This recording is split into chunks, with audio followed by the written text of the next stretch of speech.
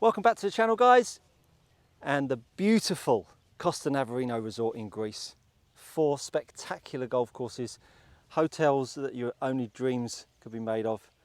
I'm with my good friend Simon Cooper, co-owner of Precision Golf. Today we're talking about the long bunker shot. It is horrid. Yeah.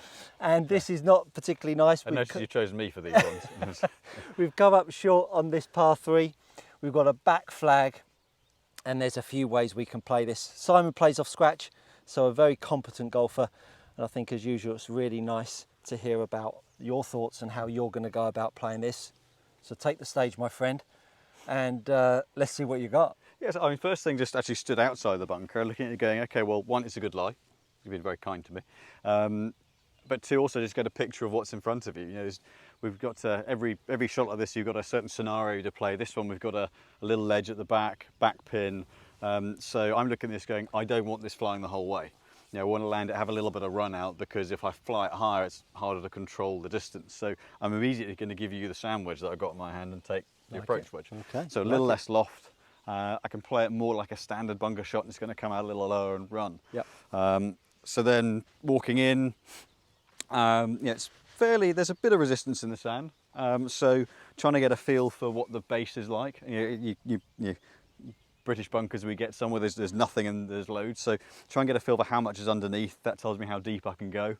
And then, yeah, so there's a nice covering here, sort of mid to soft sand. Ball position, have you done anything with that? Because I've changed club, no. Okay.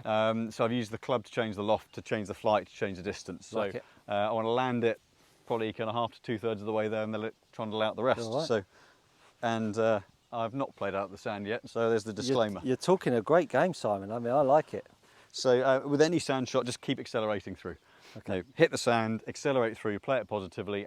You know, make sure you get out, number 1. Yep. And then yeah, so we'll try and hit the sand about an inch behind the ball. Be nice and positive. We'll see what happens. A little bit clean. Got a little bit of ball turf. But beauty what- with sand, Yeah. when a bit close, you get more spin. Absolutely. So it's given me a bit of forgiveness. You'd be very, very happy with that Be shot. very relieved with that hand landing to the upslope. So, yeah. Absolutely. I think there is a strong direction of guys and girls that go for the less loft in a long bunker shot. My only problem with that is that I don't like the way the club looks and feels when I look down at it. Opening a 9-iron or a wedge, it just doesn't look right when I'm in a bunker, and the bounce doesn't feel right, as it's going to feel like slim on the back. It just feels a little bit cumbersome to me. Yeah. But loads, I mean, watching the event of the weekend in Riviera, you know, Tiger played a few shots like that, but it didn't play it particularly well. And then you look at good exponents of long bunker play like a Sergio, you know, Ernie Els. You know, they also applied, well, particularly Ernie, he used less loft, longer bunker shots. Sergio, not so much. So there are certain pluses and minuses for both. For me personally, there's a couple of ways I like to think about this. I'm going to keep with my sand iron or lob wedge. And what I'm going to try to do is I'm actually going to try and change the loft on the way back. And this was something that was shown to me when I was down in Australia, when I spent a lot of time down there with Steve Bann, likes of Stuart Appleby, Jeff Ogilvie, spent a lot of time with those guys and watching them out of bunkers. And they always talked about trying to hood the face on the way back and then trying to hit and hold on the way through. And I did a bit of practice on this, and I really like the way this plays. So I'm going to set up to this very similar to a normal bunker shot, you know, slightly open club face, ball slightly further forwards, got some pressure into my left foot. And as I'm going back, this time I'm going to try and shut the face down. I'm really going to feel like I'm going to flex my left wrist, and I'm really going to try and hood the golf club. And on the way through, what I'm then going to try to do is I'm going to try and hit and hold it, actually try and leave that lever forwards. Again, I'm trying to take sand first. That's always the important bit. But because I'm coming in with left loft, now even if I catch it a little bit heavy, it feels like the reduced loft has now got the ball coming out forwards and with a bit of forward momentum. So, as I say, normal ball position, I'm going to hood her going back, and then I'm going to drive the club into the sand. And we can see how that ball's come out really quite hot, gone a bit too far, but the balls come out with way more energy. Now, of course, in an ideal world, I've had my own golf clubs and I would have had a bit of practice on this, but you could see I took some sand. I definitely took a decent amount of sand before. That ball came out really quite hot. So I'm going to have another go there. I'm going to hood that golf club down. I'm going to take some sand before it. And there she comes out. Again, loads of energy. Still had some decent amount of spin. Managed to pitch up on the top of the tier. And it feels like I'm almost playing a bit of a pop shot.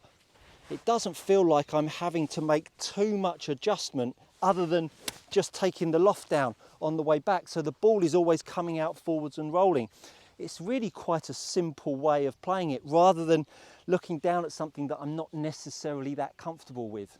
The other way of playing it, of course, is getting back to the driver swing, getting the ball further forwards and now creating some positive angle of attack, making that golf club feel like it's going to swing past me.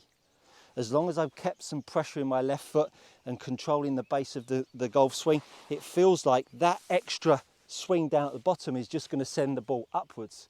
Trouble is, when I start to create more speed, leg action can stray, low point in the golf swing can stray, and all of a sudden that strike point can get a little bit dicey, and the last thing we want is the knife. And of course, the minute you don't worry or you worry about knifing it, you then stick the club into the dirt. So for me, ball further forwards, I'm really trying to make sure that the pressure's down through my left leg, and I'm now going to really try to feel how that club head is going to unload past me. And so now the ball's come out higher, it's pitched further up the green, it's got way less energy when it's touching down. To me, this suddenly feels high tariff. It's not a particularly nice shot to be playing when you've got a good score in your hand. So some decent contacts there, some decent flight, and the ball's come out really quite soft. So there's a couple of ways how I like to see it. Again, Simon played it slightly different with less loft, but any three of those ways is a good solid way of moving your long bunker play forwards. Look, this is not an easy shot. The premise of making sure you get out, that's the biggie in terms of lowering your scores, because you know, a 30-40 yard bunker shot, the chances of you getting up and down, if you do that, you've beaten most of the tour players out there. But actually getting out and onto the green and then two putting, taking three from here from a 30-40 yarder, well, you'd probably take that if you were on the grass, let alone if you're out of the bunker.